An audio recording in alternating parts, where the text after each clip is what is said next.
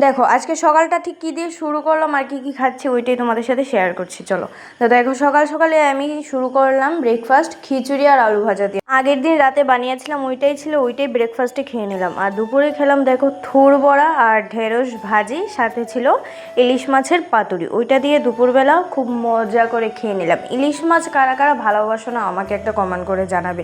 অনেকেই আছে ভালোবাসে না, আমি জানি, আমার ঘরে আমার বোনই আছে যে ভালোবাসে না, তার জন্য জিজ্ঞেস করলাম যে কারা কারা ভালোবাসো না একটা কমেন্ট করে জানাবে। আর সাথে ঢেঁড়স ভাজা, ওইটা যেন কি ফেভারিট আমার, কি বলবো তোমাদের। অনেকেই ভালোবাসো না, পিচ্ছিল থাকে তার জন্য, আমার তো ওইটাই বেশ ভালো লাগে।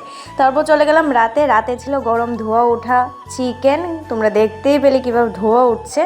গরম গরম ভাত, গরম গরম চিকেন, আর সাথে লেবু, আর নিয়েছিলাম একটা পেঁয়াজ। দারুণ কম্বিনেশন, তাই না? তোমাদের কেমন লাগে একবার জানিও।